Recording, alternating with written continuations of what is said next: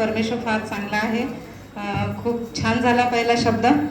दुसऱ्या शब्दाकडे आपण जाऊया. दुसरा शब्द आहे तो त्याला म्हणाला, मी तुला खचित सांगतो तू आज मज बरोबर सुख लोकात असशील. आणि हा शब्द घेऊन येत आहेत सिस्टर मोनिका पाटोळे. ते येत असताना आपण सर्वजण टाळ्या वाजवून त्यांचं स्वागत करूया.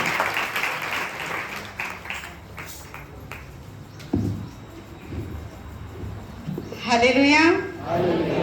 परमेश्वराला धन्यवाद. चोराला का बरं असं अभिवचन दिलं का तू आज माझ्या बरोबर सुख लोकात असशील?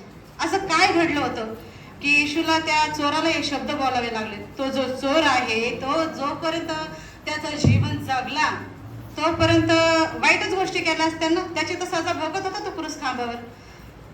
तरी सुद्धा त्या चोराला येशू म्हणत आहे की तू आज माझ्या बरोबर सुख लोकात आहे. माझ्या प्रियांनो, हे जाणून घेणं तर मग गरजेचंच आहे ना आपल्याला. काही येशू त्या चोराला असं का बरं म्हणाला होता? चला तर मग आपण जाणून घेऊ येशू त्या चोराला त्या क्रूस खांबावर तसं का म्हटलं होता, ते अभिवचन त्या चोराला का दिलं होतं. लोक याचा 23 अध्याय आहे. आपण 39 ते 42 वचनापर्यंत वाचूया. माझ्यासाठी कोणतरी वाचा प्लीज.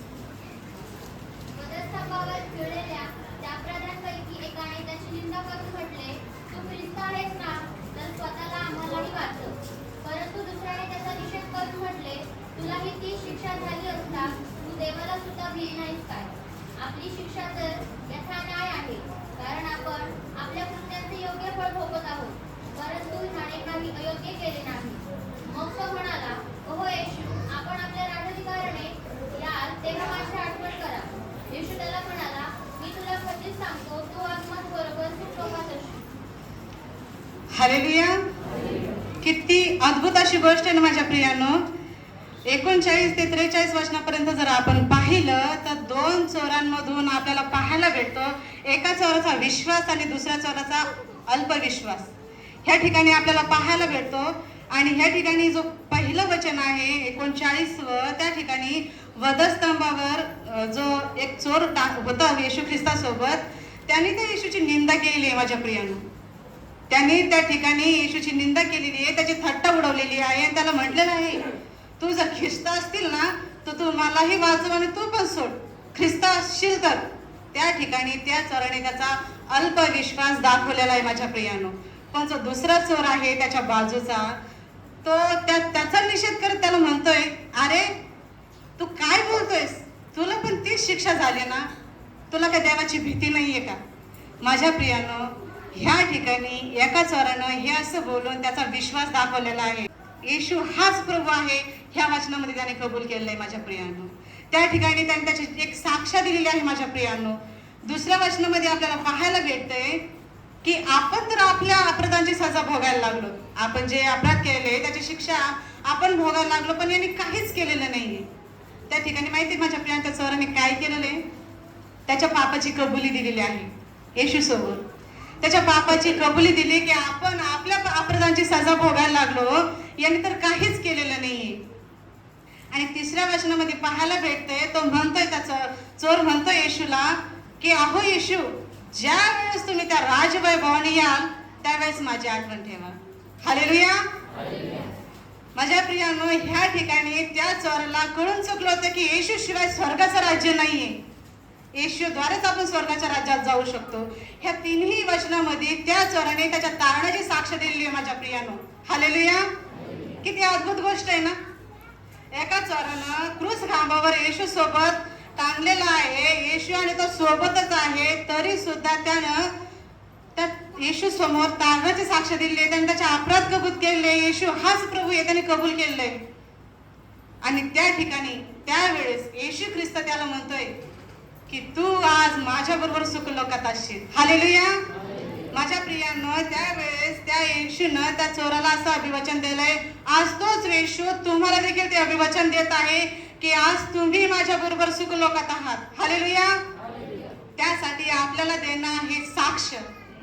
आपल्या मंडळीमध्ये अजून बरेच लोक तारणापासून वेगळे, बऱ्याच लोकांनी आपल्या तारणाची साक्ष दिलेली नाहीये. त्यासाठी हे अभिवचन आहे की आज तुम्ही माझ्या सोबत त्या सुख लोकात आहात, पण त्यासाठी आपल्याला तारणाची साक्ष देणं गरजेची माझ्या प्रियांनो. तारणाची साक्ष खूप महत्वाची असते माझ्या प्रियांनो, आणि ती मंडळी समोर देणं खूप गरजेचं आहे माझ्या प्रियांनो. कारण की तारणाची ही साक्ष देणं, आपल्याला वचन सांगते की आपलं तारण जगजाहीर झालं पाहिजे. हालेलुया. ह्या वेळेस ह्या ठिकाणी त्या चोरांची साक्ष दिली, तशी साक्ष देऊन आपलं जीवन येशूला आपण समर्पित केलं पाहिजे. माझ्या प्रियानो, आम्ही 30-40 जण आहोत. आम्ही दुसऱ्या ग्रॅज्युएशनचं शिक्षण घेत आहोत. त्यावेळेस आम्हाला बाळासाहेब पाटोळे यांनी साक्षेविषयी सांगितलं होतं की साक्ष किती महत्वाची असते, जगी गोष्टीसाठी देखील आणि आध्यात्मिक गोष्टी देखील साठी. जगी गोष्टीमध्ये जर एखादा अपराधी अपराध करताना जर पकडला, त्याला जर कोर्टात हजर केलं तर त्याला शिक्षा सुनावण्याच्या आधी त्याच्या समोर एक साक्षीदार उभा केला जातो. त्या साक्षीदारावर अवलंबून असते त्याच्या सजेचं. म्हणजे त्यांनी जर साक्षीदाराने जर हो म्हटलं की हो मी ह्या व्यक्तीला अपराध करताना पाहिलेलं आहे, तर त्याचं जीवन बदलू शकतं. माझ्या प्रियानो, त्याचं जीवन त्या तुरुंगात राहू शकतं. त्याने जर मोठा गुन्हा केला असेल तर कदाचित त्याला फाशीची शिक्षा होऊ शकते. त्याने जर छोटा मोठा अपराध केला असेल तर त्याला 3-4 असे 7 महिन्याची अशी काही सजा होऊ शकते. त्याचं जीवन बदलू शकतं. पण जर त्या साक्षीदाराने जर साक्ष दिली की नाही मी ह्या व्यक्तीला अपराध करताना जर नाही पाहिलं, अशी जर त्याने साक्ष दिली तरी सुद्धा त्या व्यक्तीचं जीवन बदलू शकतं. माझ्या प्रियानो, त्या ह्या जगामध्ये त्याच्या पद्धतीचं जीवन जगू शकतो. माझ्या प्रियानो, तशीच आध्यात्मिकरित्या देखील आध्यात्मिक जीवन बदलण्यासाठी देखील साक्षीची गरज आहे. जर एखादा विश्वासणारा असेल, 2 विश्वासणारे असतील, जर एखाद्याने साक्ष दिली की प्रभूने माझ्या जीवनामध्ये अद्भुत कार्य केलेलं आहे, प्रभूने माझ्या जीवनामध्ये त्याची कृपा पुरवलेली आहे, अशी जर साक्ष मंडळीच्या समोर जर दिली तर त्या समोरच्या व्यक्तीचा जे विश्वास आहे ना तो बदलू शकतो. माझ्या प्रियानो, त्याचा विश्वास वाढू शकतो. माझ्या प्रियानो, आणि त्याचा विश्वास आहे अशा पद्धतीने वाढू शकतो. ते विचार करू शकतो की जर याच्या जीवनामध्ये येशू एवढा अद्भुत कार्य करू शकतो तर माझ्या का नाही, मी देखील असंच करेन. असा साक्ष हे जीवन बदलणारी, साक्ष हा विश्वास बदलणारी होऊ शकते. माझ्या प्रियानो, आणि ह्या ठिकाणी जे आहे की तू आज माझ्या बरोबर सुखलोकात असशील, हा जो शब्द आहे तो तारणाऱ्यांसाठी आहे. परमेश्वर तारणाऱ्याविषयी बोलत आहे. आणि इथं सुद्धा आपण बघू शकतो लिहिलेलं आहे की पहा आत्ताच तारणाचा दिवस आहे, उद्या परवा 1 घंट्यानी किंवा चर सुटल्यावर असं नाही. माझ्या प्रियानो, आत्ताच तारणाचा दिवस आहे. ते तारण साधून घेणं आपल्याला खूप गरजेचं आहे. त्या क्रूस खांबावरती त्या चोराने येशू ख्रिस्तासमोर साक्ष देऊन जे तारण साधलेलं आहे. माझ्या प्रियानो, आज ती गरज आहे, ती काळाची गरज आहे. माझ्या प्रियानो, कारण की खरंच आपण शेवटच्या काळाला येऊन टेपलेलो आहोत. कधी काय होईल ते सांगू शकत नाही, कधी कोणासोबत काय घडेल ते सांगू शकत नाही. कारण की देवाची येण्याचे जे काही भाकित होते, बायबलमध्ये जे काही लिहिलेले होते ते पूर्ण होत आलेले आहेत. माझ्या प्रियानो, तेव्हा बदल खूप गरजेचा आहे. साक्ष देऊन जीवन बदला, साक्ष देऊन येशूला तारणारा म्हणून स्वीकारा, कारण की काळाची गरज आहे. माझ्या प्रियानो, हे खूप गरजेचं आहे. माझे प्रियानो, आता इथं बसलेल्या अशा व्यक्तींच्या मनामध्ये कदाचित येऊ शकतं की आम्ही त्या चोरासारखी ऐन वेळेवर संधी साधू. नाही माझ्या प्रियानो, तसं नाही होऊ शकणार. कारण की तो जो चोर आहे येशू ख्रिस्तासोबत क्रूस खांबावर आहे, त्याला माहिती आहे मी आता काही घंट्याने किंवा काही मिनिटांनी किंवा काही सेकंदाने मरण पावणार आहे. तसं तुम्हाला आणि मला माहिती नाही का आपल्या जीवनात काय घडणार आहे. बरं जाऊ द्या, आपण आपल्या विषयी सोडून द्या, आपल्या विषयी माहिती राहणार नाही. पण शेजारीविषयी माहिती आहे का? तुमच्या समोर जे तुमच्या शेजारी जो व्यक्ती बसलेला आहे त्याच्याविषयी तुम्हाला माहिती का याच्यासोबत काय घडणार आहे? नाही माझ्या प्रियांनो, त्यासाठी त्या चोरासारखी संधी साधायचा आपण विचार करू नका. आपल्याला संधी ती आज आहे माझ्या प्रियांनो, आत्ता आहे माझ्या प्रियांनो. तुमच्यासाठी नवीन एक दिवस, नवीन एक संधी घेऊन येतो माझ्या प्रियांनो, आणि ती संधी साधून तुम्ही त्या अभिवचनाचा लाभ घ्या माझ्या प्रियांनो. जो येशू म्हटलेला आहे की तू आज माझ्या बरोबर सुखलोकात राहशील. माझ्या प्रियांनो, असे बरेचसे उदाहरण आहेत सांगण्यासाठी. बायबलमध्ये देखील, जगिक गोष्टींमध्ये देखील असे बरेचसे उदाहरण आहेत. त्या उदाहरणावरून आपण जाणून घेऊ शकतो की येशूकडे कसं वाढायचं आहे, येशूचा मार्ग कसा निवडायचा आहे. आता तुम्ही जर म्हटले की त्या माझे अपराध आता खूप झालेले आहेत, मी देवासमोर कसा जाऊ, कसं म्हणू की देवा मी अपराधी आहे, मला क्षमा कर, कारण की माझे अपराध खूप आहेत ना. पण माझ्या प्रियानो, वचन सांगते की तुमचे पातके लाखेपेक्षा जरी लाल असले ना, तर येशूने त्याला त्याच्या रक्ताने धुवून पुसून बर्फासारखे शुभ्र केलेले. हालेलुया. प्रभू महान आहे, त्याची कृपा तो पुरवतोय. ती कृपा फक्त आपल्याला मिळवण्याची गरज आहे माझ्या प्रियांनो. त्या कृपेला आपण मिळवा, ते संधीचं सोनं करा. जसं त्या चोराने त्या क्रूस खांबावर येशू ख्रिस्तासोबत केलेलं आहे माझ्या प्रियांनो, आज देखील आपण तसंच त्या संधीचं सोनं करा आणि तारण साधून घ्या.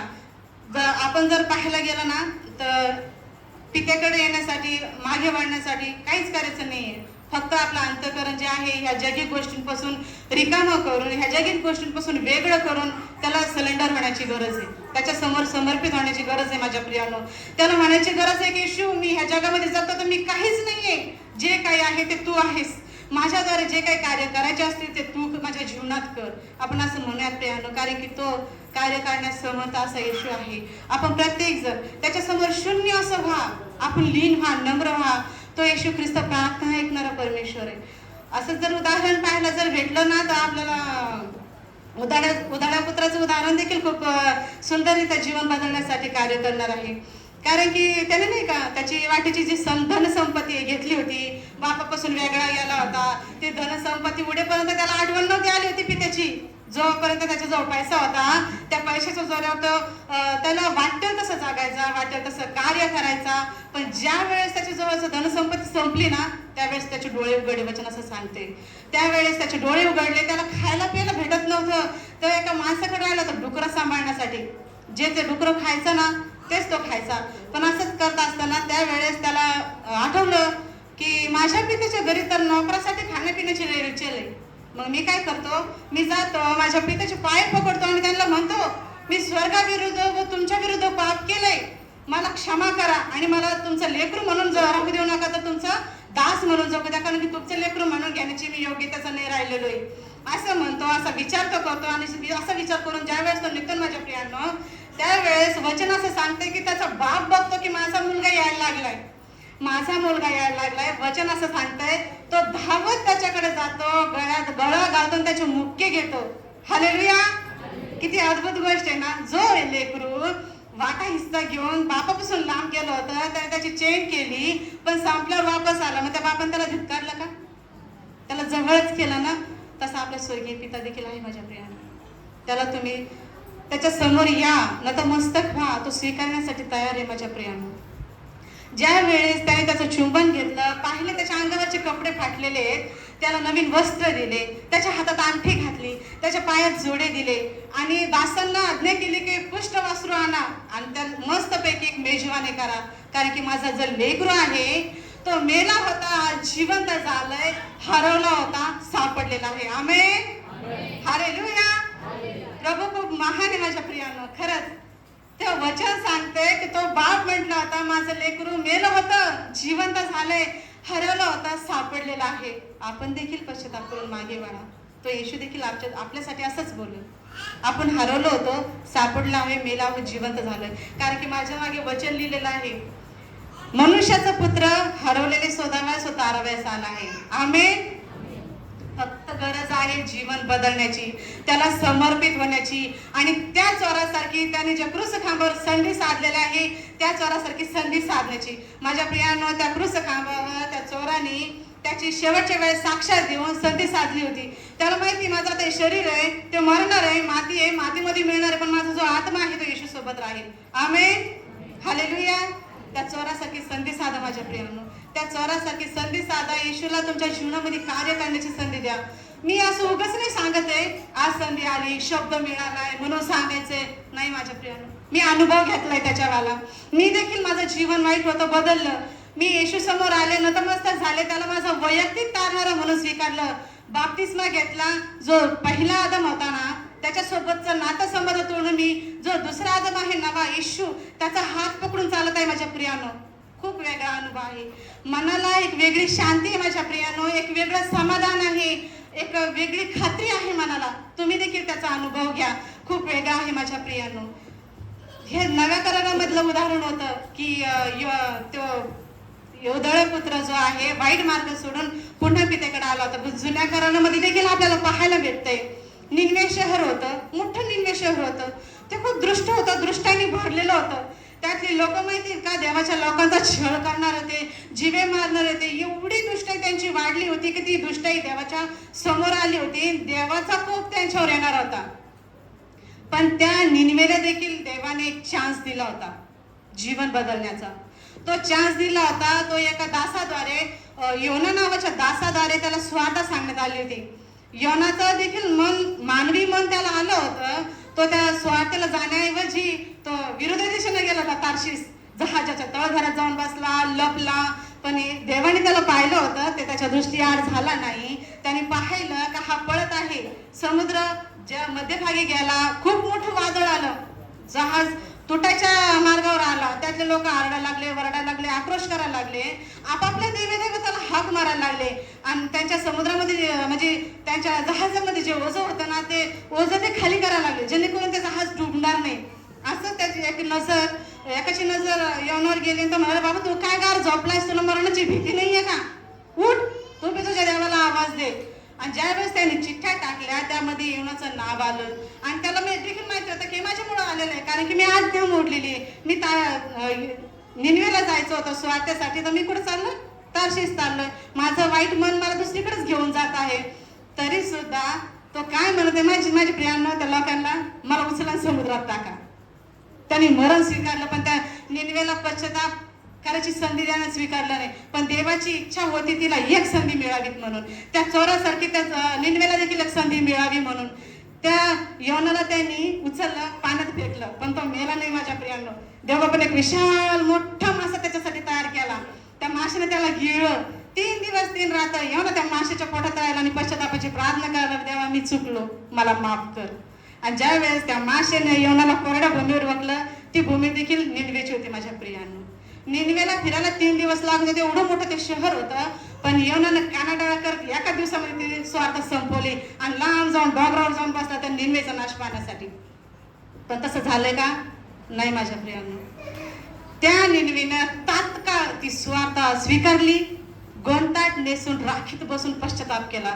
फक्त पुरुषांनी नव्हे, त्यांचे गुरे डोरे शेळरे मेंढरे, त्यांचे कनिष्ठ ज्येष्ठ स्त्रिया सर्वांनी गोंताट नेसून राखीत बसून त्या पश्चाताप करून उपाशी राहून, त्यांनी अन्नही खाल्लं नाही, पाणीही पिले नाही, असं राहून पश्चाताप केला आणि त्या देवाचा मार्ग निवडला. त्या निनवेचं तारण झालं. माझ्या प्रियांनो, ती निनवेचं जीवन बदललं. माझ्या प्रियांनो, आज तुम्हाला देखील ती संधी आहे. त्या क्रूस खांबावरच्या चोरासारखी तुम्हाला संधी आहे. तुम्ही देखील जीवन बदलून घ्या. आपल्या मंडळीमध्ये बरेचसे लोक अजून तारणापासून वेगळे आहेत. त्याला हीच विनंती आहे की तुम्ही देखील तारण साधून घ्या. देवाची कृपा आहे, ती कृपेची तुम्ही संधी घ्या. तुम्ही तारण साधून तुम्ही तुमचं जीवन बदला आणि त्या प्रभूला तुमच्या जीवनामध्ये कार्य करण्याची मोकळीकता द्या. माझ्या प्रियांनो, एक छोटंसं वचन वाचन मग मी संपवते. उपदेशक याचा 12वा अध्याय आणि 13वे वचन.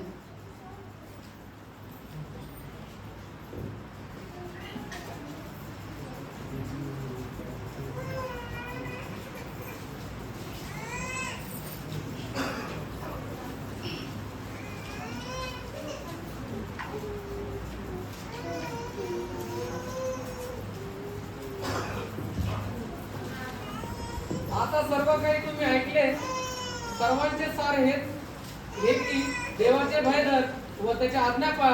मनुष्य कर्तव्य काय ते एवढेच आहे. हालेलुया. हालेलुया. आता मी सांगितलेलं तुम्ही सगळं काही ऐकले. सगळ्याचा सारखा एकच आहे, देवाचे भय धरा. आणि मनुष्याचं कर्तव्य त्या ठिकाणी सांगितलेलं आहे. कर्तव्य काय आहे? त्याच्या आज्ञा पाळायचं. तर कोण कोण आज तयार आहे त्या देवाची आज्ञा पाळण्यासाठी? आमेन आमेन. हालेलुया. थँक्यू प्रभू, तुम्हाला सर्व काही समजणार शक्ती सामर्थ्य पुरव. आमेन.